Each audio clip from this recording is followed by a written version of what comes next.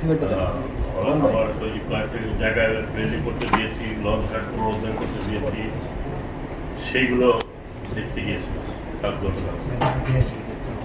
প্রথমে আমি জানাই আপনাদেরকে বরিশালবাসীর জন্য খবর আছে, হচ্ছে যে 6 লেন এপ্রুভ হয়ে গেছে আলহামদুলিল্লাহ, এবং এটা আশা করি সত্য কাজ শুরু হবে। তবে ধাপে ধাপে এখন স্যাংশন হচ্ছে পটুয়াখালী পর্যন্ত,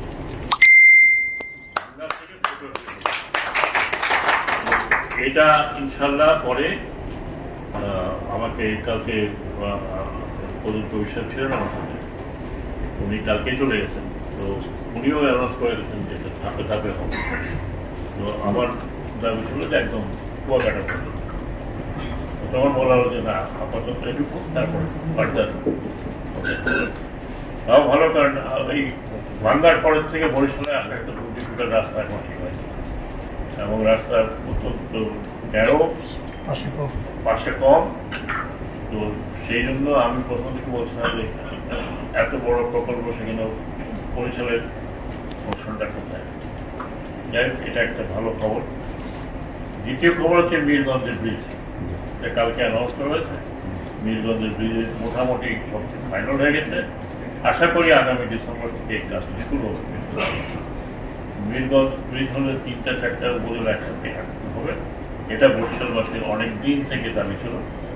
সেই দাবির প্রেক্ষিতে এটা আমি মানে এই সরকার জয়েন করার পরের থেকেই আমাকে মাহবুব সাহেব Mahbub Hossain, x cabinet secretary, উনি পেইড ওয়ার্ক করে গেছেন। আমার সাথে বললেন স্যার আপনি এটাকে একটু দেখবেন যাতে কার্যকর হয়। আমি প্রথম বাজেট তাদের জন্য ওরা অ্যাপ্রুভ হয়ে গেছিল, তারপর বাজেট তাদের দিয়ে বছর শুরু করতে হবে। তো যখনই আমার সাথে ক্যাবিনেটের আমাদের কলিগরা দেখা হয়, তখনই আমি বরিশালের মীরগঞ্জের কথা বলি, সেক্রেটারিকে বলেছি ইনশাল্লাহ এটা হয়েছে এবং হবে। সিমিলারলি আরো কিছু কাজ এই অঞ্চলের, শুধু এটা হলো বরিশালের কথা বলবো।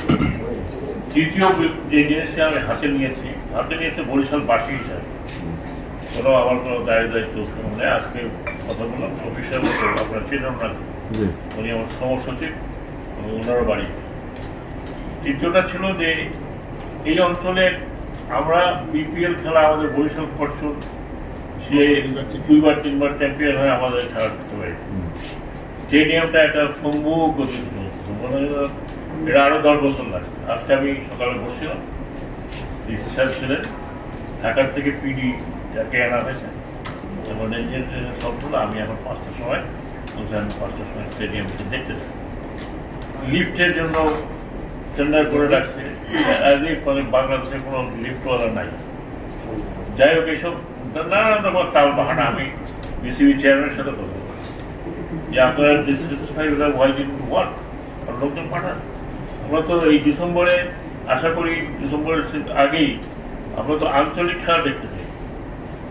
প্রয়োজন হলে হয়তো আমাদের এখানে ইমিডিয়েটলি হয়তো ইন্টারন্যাশনাল গেম হবে না, কিন্তু বিপিএল তো হইতে হবে। বিদেশি প্লেয়াররা খেলে, আমাদের দেশে তো আমাদের তো লোকজন খেলা দেখতে চায়। সেখানে একটা ভালো ফুটবল স্টেডিয়াম সেরকম নাই যে মানে ন্যাশনাল লেভেলের গেম করে। তো ইনশাল্লাহ এটাও আজ আমাকে বলেছে, আমরা প্রমিস করেছে তার ডিসেম্বরের মধ্যে আমরা শেষ করবো। কারণ তারা এক্সটেনশন চাইছিল, আমি আপনার বেশি এক্সটেনশন চাইলে আমি অবশ্য টাইম বল আমাকে বলেছে ডিসেম্বরের মধ্যে স্টেডিয়ামটা উপযোগী হবে। আমি কথা বলেছি, আমার সাথে উনিও ছিলেন, কথা বলেছি বিসিবির চেয়ারম্যানের সাথে, সিইওর সাথে, সবার সাথে কথা বলছি। বলছি দরকার আপনার একবার বরিশালে আসে, কারণ এই অঞ্চলের স্টেডিয়াম মানে অঞ্চল বলতে আমি বরিশাল, ভোলা, তত ডিভিশনের কথা। আর এটা খুব একটা লজ্জার বিষয় যে আমাদের একটা স্টেডিয়াম ইনশাল্লাহ হতে হবে। তারপরে কিছু কিছু জায়গা যেমন রেডি করছি, অচিরেই লঞ্চ একটা ওপেন কিছু বলবেন। আপনারা জানেন আমরা কতগুলো ওয়ার্ল্ড ব্যাংকের লঞ্চ ঘাট হচ্ছে নতুন, একটা তো হচ্ছে বরিশালে, কিন্তু বরিশাল অঞ্চলে আরো কিছু লঞ্চ ঘাট হচ্ছে, যেরকম মনপুরাতে একটা হচ্ছে, লাহারহাটে হচ্ছে। লাহারহাটে আজকে সকালে দেখতে গিয়েছিলাম ওই ওয়ার্ল্ড ব্যাংকের, এই ওয়ার্ল্ড ব্যাংকের নাম বললাম না, ওয়ার্ল্ড ব্যাংকের প্রায় 7টা-8টা লঞ্চ ঘাট হবে এবং স্ট্যান্ডার্ড, ওয়ার্ল্ড স্ট্যান্ডার্ড লঞ্চ ঘাট। কারণ আমাদের দক্ষিণবঙ্গে যতই যা হোক এই নৌ চলাচল তো বন্ধ থাকবে, নৌ চলাচল চলবে। আমি উপদেষ্টা নৌ মন্ত্রণালয় হিসেবে বলছি, আমি আরো নতুন নতুন রুট খুলতে চাই যদি কেউ থাকে করার জন্য। একই সাথে আমাদের একসময় খুব ঐতিহ্যবাহী স্টিমার ছিল, এই 4টাকে রিপেয়ার করার চেষ্টা হচ্ছে। রিপেয়ার হয়ে গেলে আপনারা হয়তো সেই আপনাদের ছোটবেলার যে গল্প শুনেছেন স্টিমার নিয়ে দেখতে পারেন।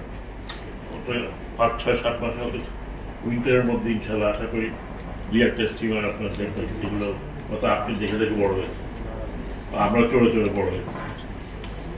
আর বাকি ছোটখাটো কাজ অনেক হচ্ছে, যাতে কোনো সন্দেহ নেই। চরপুকুরি মুক্তি যদিও কত বলা যে জেলা না হলে বলা ডিভিশন, চরপুকুরি মুক্তিতে কন্ট্রোল লাগাচ্ছে এবং সুন্দর করে যাতে ওখানে পর্যটকরা যেতে পারে। তো ওখানে ইন্টেরিয়ারে আরেকটা জায়গা ছিল, ওগুলোকে রিকোয়েস্ট করেছিল, সেটাও ওনারা একটা কন্ট্রোল লাগিয়েছেন, শেষ হয়নি, যেটা হচ্ছে এই কচ্ছপিয়া। তো এই দক্ষিণাঞ্চলে মোটামুটি আমাদের এই রিজনের মধ্যে আমার পক্ষে যতটুকু সম্ভব আমি করার চেষ্টা করছি। বাকিটা আস্তে আস্তে হবে। যদি ছোটখাটো ইন্টারনাল কিছু সমস্যা দিক হিসেবে দিয়েছিলেন, আমরা আশা করি সেগুলো আমি যথাযথ জায়গায় গিয়ে কথা বলে এটাকে সলভ করতে পারব। ও মেহেন্দিগঞ্জের নদী ভাঙন আপনারা জানেন, ওটা 600 কোটি টাকার একটা প্রজেক্ট আছে। সেই প্রজেক্টটা এবার শুরু হয়ে যাবে, আমাকে বলেছে কোথা থেকে কোথায় হচ্ছে কাজ শুরু হয়ে যাবে এবং সেখানে যতটুকু সহযোগিতা দরকার। আমি বেলস পার্কে গিয়েছিলাম, এটা আমাদের একটা ঐতিহ্যবাহী বরিশালের একমাত্র উদ্যান। আজকে সকালে ডিসি সাহেব ছিলেন, কমিশনার সাহেব ছিলেন, আমি হাঁটলাম, দেখলাম যে জায়গাটা বেলস পার্ক যেগুলো ছোটবেলায় দেখেছি সেই পার্ক নাই। এটাকে যত যেভাবেই হোক এটা নান্দনিক, লোকজন হাঁটছে, ডেফিনেট একটা নান্দনিক পরিবেশটাতে সৃষ্টি, এটা বলেছি। আর আরেকটি হয়তো আপনারা লিখলেও লিখতে পারেন, তাহলে আমি উনি ডিসি সাহেব ছিলেন, আমরা রাতের বেলা গিয়ে ওখানে বসে চা খেয়েছিলাম, কারণ আমি চাইছিলাম যে ওই জায়গাটা পরিষ্কার পরিচ্ছন্ন হোক। আমি ডিসি সাহেবকে অনুরোধ করেছিলাম যে ডিসি সাহেবকে আমার কমিশনার সাহেব, উনি মেয়রের দায়িত্ব, ফোয়ারাটা চালু করেন। আর উনি আরো 3টা ফোয়ারা দেবেন, কালার ফোয়ারা। আমরা বলছি চারদিকটাকে ফুড স্ট্রিট হিসাবে ডিক্লেয়ার করবে। 5টা থেকে 10টা কোনো গাড়ি চলবে না, শুধু লোকজন ওখানে বসবে, চা খাবে, আড্ডা মারবে। আমরা একটা আড্ডার পরিবেশ তৈরি করতে চাই। আমি ওখানে দেখলাম, আমার সাথে অনেকে দেখা হতো, পুরানো লোকজন ওখানে বসে চা খাচ্ছে। তো একটা শহরের মধ্যে কিন্তু একটা আড্ডার জায়গা থাকা দরকার। আমরা যখন ছোট ছিলাম তখন 2টা রেস্টুরেন্ট ছিল আড্ডা, যারা যারা পুরোনো হতো তাদের মনে থাকবে। একটা ছিল রুচিরা, আর একটা ছিল ফ্রেস্কো। ফ্রেস্কোতে কলেজের ছেলেগুলো গিয়ে আড্ডা মারত। রুচিরাতে দেখতাম যে ধরেন সাংবাদিক, আর্টিস্ট, রাজনৈতিক আড্ডা, এবং ওটার প্রোভাইডার ছিল সত্যবাবু, হ্যাঁ সত্য সেন। আবার উনি চা দিতে এটুকু সকাল থেকে শুরু হতো। এটা 2টা টাউন হলের 2 পাশে ছিল, এখন তো নাই। আমরা অ্যাকচুয়ালি ট্রেডিশনগুলোকে আমরা ভেঙে দিচ্ছি। এটাও আপনারা দেখবেন বরিশালে যারা আছে। এই জেলা স্কুলের একটা বিল্ডিং ছিল কত সুন্দর, এটা দুটো ভেঙে। আমি ডিসি সাহেবকে অনুরোধ করেছি যে সাইকেল হাউসের সামনে যে পুরোনো এটাকে যেন প্রিজার্ভ করা, এটাকে প্রিজার্ভ করা হয়। কারণ এরকম একটা নান্দনিক পুরোনো বিল্ডিং, এটাকে বিশ্বের কোনো জায়গায় কিন্তু ভাঙে না। পুরোনো কালেক্টর বিল্ডিং নাকি এখন প্রত্নতত্ত্বকে আমি ডিস্ট্রিক্ট বলতে আপনি ফিজ লেখেন নিয়ে আসেন। অনেক ডিস্ট্রিক্টে এইসব পুরোনো কালেক্টিভ বিল্ডিং এ আমি যশোরে গিয়ে তো হতবাক হলো, এত সুন্দর করে এত ডেকোরেটেড। এটা আমাদের বরিশালে গেল, বরিশালে দেখার বরিশাল দেখার জিনিস নেই। দেখার জিনিস বলতে কাউকে বলে ভুটিয়া মসজিদ দেখেন, দুর্গাসাগর দেখেন, এই তো, আর তো বলার মতো এরকম নেই। তো আশা করি আপনাদের সহযোগিতা দরকার। আমি তো টেম্পোরারি আজকে আছি, পানি শোধনাগারের একটা কথা বলেছিলেন কমিশনার সাহেব, ওটাও আমি অলরেডি কথা বলেছি যে নদীর পানি, আমাদের সুস্বাদু নদীর পানিকে রিভার্স অসমোসিস করে পানিটা সাপ্লাই করা হয়, নাহলে সারফেস ওয়াটার যে টানতেছি আমরা বরিশাল নিচে চলে যাবে। এবং অলরেডি আমি বরিশালে ছোটবেলা দেখছি কখনো বন্যার মতো পানি দেখি, বিকজ এখানে এই খাল ছিল, এটার সামনে যে খাল ছিল, নৌকা যেত নতুন ভাবে পানি অসুবিধা হতো না।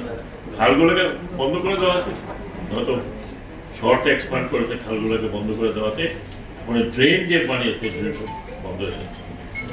তো মোটামুটি ভাবে এই আসছি 2 দিনে যতদূর সম্ভব আমার পক্ষে, যেহেতু আমি এখন একটু একটা পজিশনে আছি, 2-4টে বৈষম্যের সম্বন্ধে কথা বলতে পারি। আর দক্ষিণাঞ্চলে তো আমাদের আর আরেকজন নাই যে আমি দুজনে মিলে জোট পারতো। তো অনেক সচিবরা আছেন, উনি বরিশালের কয়েকজন সচিব আছেন, ওনারা একটা বরিশালের জন্য একটা কমিটি ফর্ম করেছেন। সেখানে আমার সাথে ওনাদের আলাপা যে বরিশালের যদি কিছু উন্নয়ন করা যায়, কারণ বরিশাল বলতে গেলে কিছুই করে না, কিছুই হয় না। গত 17 বছরে কিছুই হয় না। আমি মেহেন্দিগঞ্জ দেখলাম, মেহেন্দিগঞ্জের লোকে বলা কিচ্ছু হয় না, রাস্তাঘাট নেই। আমার বাপের জন্মস্থান হিজলা, আমি দেখার অবসর করি যে এই একটা উপজেলা, উনি বলেন যে এই ধরনের উপজেলা এরকম অবস্থা আছে, দেখেন ঢাকা কি হচ্ছে এটা নিয়ে আপনার বলেন। বাড়ির সন্দীপের চেয়েও বললো সন্দীপে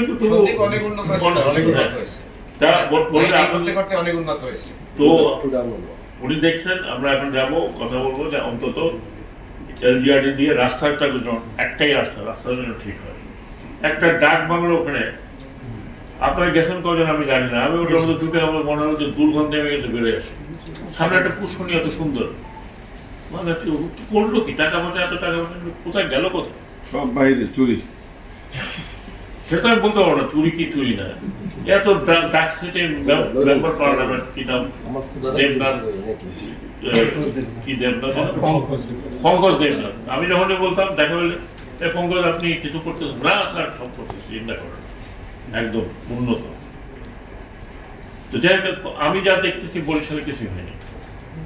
হিরণ ছিল, কিছু একটা করে গেছে, তারপর ভোলা বরিশাল সেতু নিয়ে কোনো অগ্রগতি আছে? ভোলা বরিশাল সেতু নিয়ে তো সেতু বিভাগ ভোলা গিয়ে বলেছে যে এটি আন্ডার প্ল্যানিং আছে, প্রস্তুত পরে দিবে। তো সেটা তো আমি ওদিকে যাইনি, যেহেতু হিসেবে বলেছেন ওনার সেক্রেটারি আসছেন, সেতু সেক্রেটারি ভোলাতে যে দেখার জন্য বড় প্রজেক্ট। তো আপনি আজকে বললেন কাউকে তো হতে পারে না, সেটা প্ল্যানিং করতে করতে অনেক সময় নেয়। তারপরে টাকা পয়সার রিসোর্সেস আছে, তারপরে কে করবে।